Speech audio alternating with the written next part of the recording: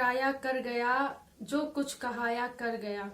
ये कथानक था तुम्हारा और शब्द भी तुमने बुने थे। ये कथानक था तुम्हारा और शब्द भी तुमने बुने थे। इनमें से थे कुछ बहुत हटी जो अपनी ही धुन बुने थे। इनमें से थे कुछ हटी जो अपनी धुन बुने थे। वेलकम टू बायोलॉजी पाठशाला। Today's class is dedicated NEET aspirant और आज की पाठशाला में हम बात करेंगे बायोडायवर्सिटी इन लिविंग ऑर्गेनिज्म में प्रोटोजोआ की। अभी मैंने एक छोटी सी कविता की लाइन बोली है जिसका अर्थ ये होता है कि हमें अपने जीवन में जिन कामों को हम करना चाहते हैं वास्तव में उसके लिए हट यानी कि जिद्दी होना बहुत जरूरी है। विशेष तौर पर एक व्यक्ति एक विशेष कार्य के लिए मतलब आता है या भगवान उसे जन्म देता है, तो वो अगर विशेष काम को हम रिकॉग्नाइज कर लें और उसके हिसाब से अगर हम अपने जीवन में कुछ करते हैं तो निश्चित रूप से उसके परिणाम बहुत अच्छे प्राप्त होते हैं। ये इसका अर्थ है। मैं उम्मीद करती हूँ कि आप इसे समझ गए होंगे।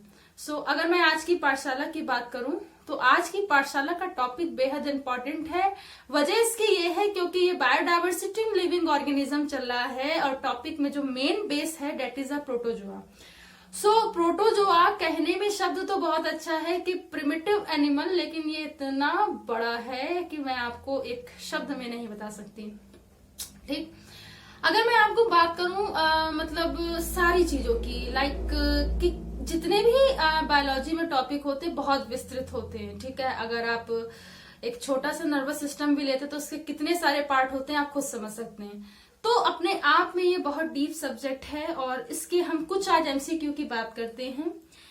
पहला जो एमसीक्यू है कह रहा है कि which is known as a slipper animalcule. Slipper animalcule के नाम से कौन जाना जाता है? That is a paramecium.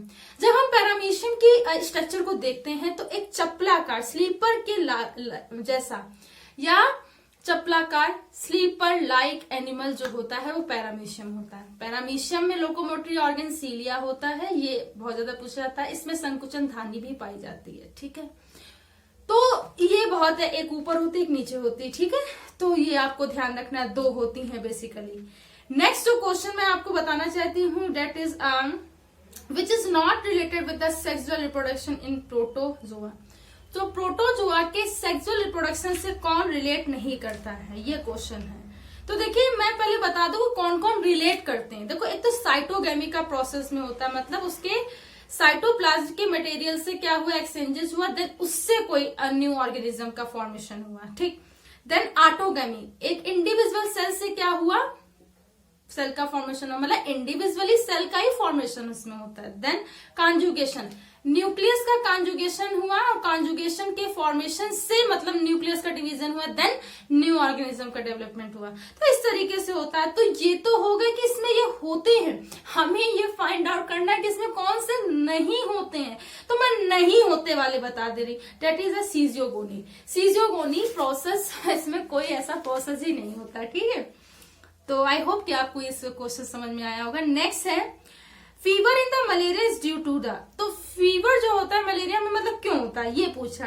Releasing of the merozoite from the RBC, मतलब आरबीसी में मीजोजाइट के रिलीज होने से मलेरिया का जो फीवर है वो स्प्रेडिंग होने लगता है। ठीक है, वो बढ़ने लगता है और उसके कुछ सिम्टम्स दिखाई देते हैं।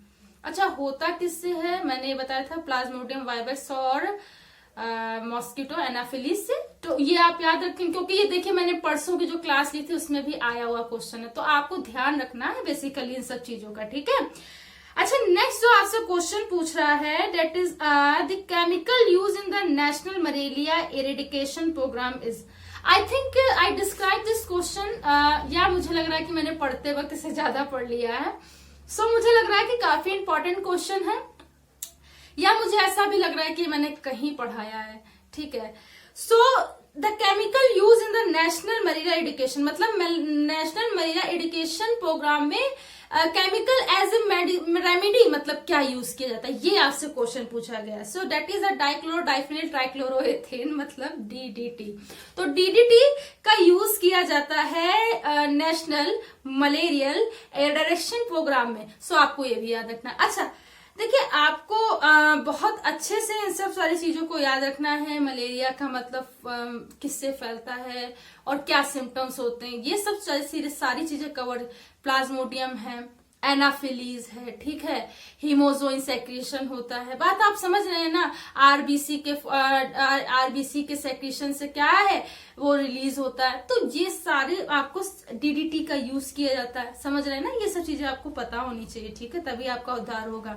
फिर कह रहा है कि amoebic dysentery is cause due to मतलब अमीबा की जो डिसेंट्री का है, यानी कि नॉर्मल जिसे हम डिसेंट्री डस्ट बोलते हैं, वो बेसिकली अमीबॉइड मतलब प्रोटोजोआन से होते हैं, ठीक है।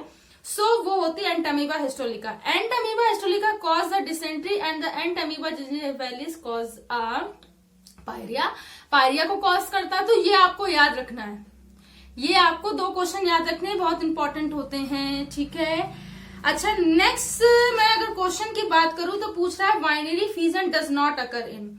सो बाइनरी फिजन का मतलब समझते हैं, बाइनरी फिजन में एक लॉन्गिट्यूडनल सेक्शंस में मतलब वो डिवाइड हो जाए और डिवाइड होकर के अपने ही सेगमेंट से न्यू ऑफस्प्रिंग और इंडिविजुअल को डेवलप करे, तो इसे बोलते हैं बाइनरी सेक्शन। किसमें नहीं होता, देखिए यूग्लिना में तो होता है, ठीक है, यूग्लिना में होता है, पैरामीशियम में होता है, अमीबा में भी हो जाएगा, ठीक है। लेकिन मोनोसिस्टर एंड प्लाज्मोडियम में बाइनरी फिजन नहीं होता है, नहीं होते वाले, डज नॉट अकर। इस तरीके के जो क्वेश्चन के फॉर्म आते हैं, प्लीज इसे ध्यान रखिए। Binary fission does not occur in a Monocystis and Plasmodium, इसमें नहीं होते हैं, ठीक है, नहीं, ये टर्म को याद रखिए। नेक्स्ट क्वेश्चन पूछ रहा है plant like nutrition is found in. देखो मैं आपको बेटा एक बात बताना चाहती हूँ, जब हम कनेक्टिव लिंक को पढ़ते हैं, ठीक है, कनेक्टिव लिंक समझते हैं, मतलब 2 संघ के बीच में एक पाया जाने वाला ऐसा एनिमल जिसमें दोनों के ही लक्षण पाए जाएं, ठीक है, उसे कनेक्टिव लिंक कहते हैं। जैसे मैं आपको एक बात बताऊं, ठीक, या संघ या कोई ऐसा कैरेक्टर, जैसे मैं यूग्लिना की बात करूं, चलिए, फिर उसके बाद, हालांकि मैं दूसरा एग्जाम्पल दे रही थी, लेकिन पहले मैं इसको समझाती फिर आपको उसको समझाऊंगी। जैसे मैं आपको एक बात बताऊं, जो यूग्लिना होता है, ठीक है, वो क्या है, पादप और जंतु के बीच की संयोजक कड़ी है। This is a link between the plant and animal. So इसमें दोनों के कैरेक्टर पाए जाएंगे, है कि नहीं। वैसे ही वायरस जो होता है, लिविंग एंड नॉन लिविंग के बीच की कनेक्टिव लिंक होता है कि नहीं, दोनों के कैरेक्टर पाए जाएंगे। तभी तो वायरस को कहा जाता है कि लिविंग के साथ लिविंग के जैसा, नॉन लिविंग के साथ नॉन लिविंग के जैसा ऐसा एक्टिविटी करता है, ऐसा बिहेव करता है। So I already described that Euglena is a connective link between the we can say that plant and animal. So they make their food in the presence of light by the process of photosynthesis, presence of chlorophyll, and make the food by a autotrophic nutrition basically. तो autotrophic nutrition होता है, ठीक है, यही आपका answer है, ठीक है, यही बेटा आपका आंसर है। क्या है, ऑटोट्रोपिक न्यूट्रिशन। इसी को आपको याद रखना है। आपको मैं एक बात बताना चाहती हूँ, स्ट्रेस के साथ आप मत पढ़िए, ठीक है। जैसे मतलब आपको कभी भी पढ़ाई करनी तो स्ट्रेस के साथ मत करिए, हंसी मजाक इन सब के साथ पढ़िए, एंजॉय के साथ पढ़िए, आपको याद जल्दी होगा, समझ में जल्दी आएगा, चीजें क्लियर विजन में रहेंगी और हो सकता हो दूसरे को भी समझा पाए, ठीक है। तो कभी हमने अपना तरीका बताया ही नहीं, मतलब हमने कहा कि कहीं ऐसा ना हो कि बच्चों को मतलब हंसी मजाक का पात्र कुछ मिल जाए, लेकिन अभी नहीं, कभी बताएंगे। अभी आपको मैं एक क्वेश्चन बताना चाहती हूँ। This is a very important question. कह रहा है कि most appropriate term for amoeba and other protozoans. So most appropriate term for the amoeba and the other protozoans is it is a unicellular organism. They have only a single cell basically. So इसमें single cell होता है, unicellular organism होता है। सारी जो activity होंगी, vital activity जो भी हो रही है बेसिकली, वैसे तो बहुत ज्यादा नहीं होती है, लोकोमोशन वगैरह ही होता है, लेकिन जो भी हो रहा है बेसिकली वो एक सिंगल सेल के फॉर्म में ही होगा, ठीक है। Then next very important question, that is entamoeba histolytica is found in. So entamoeba histolytica क्या करता है, डिसेंट्री को कॉज करता है। कहाँ होगा, इंटेस्टाइन में, सिंपल इंटेस्टाइन में होता है। एंटामीबा जिंजिविलिस क्या कॉज करेगा, पायरिया कहाँ होगा, मसूड़ों में, सीधी सी बात है। Then chief advantage of encystment in amoeba. So क्या होता है भाई?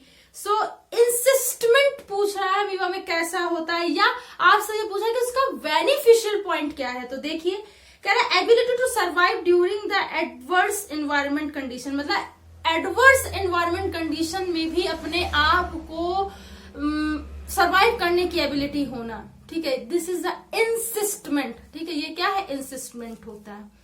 तो ये कुछ ऐसे टॉपिक थे। अच्छा, मैं इसके बारे में थोड़ा सा और बता दूं कि मतलब इंसिस्टमेंट क्या, एक मतलब एक तरीके के एक सेल का या एक सिस्ट का फॉर्मेशन हो जाता है, जिससे कि इनमें सर्वाइविंग जो रेट होता है वो बढ़ जाता है, राइट।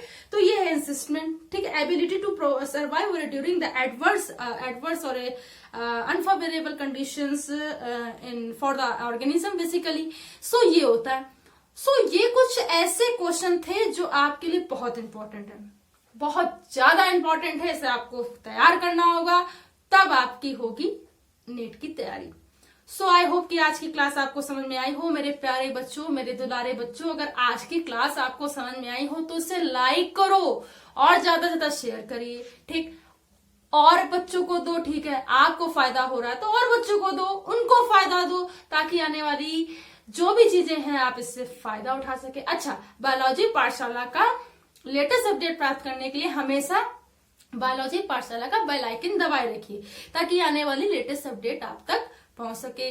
तो thanks to all my child to watch this पाठशाला, एंड थैंक्स अगेन कि आप कंटिन्यू, जितने भी बच्चे हैं, थोड़े थोड़े ही सही लेकिन जितने भी हैं जो रोज रेगुलर बेसिस पे देखते हैं, उनको मेरा दिल से धन्यवाद, बहुत बहुत शुक्रिया। हमेशा बायोलॉजी पाठशाला को देखते रहिए। Keep watching.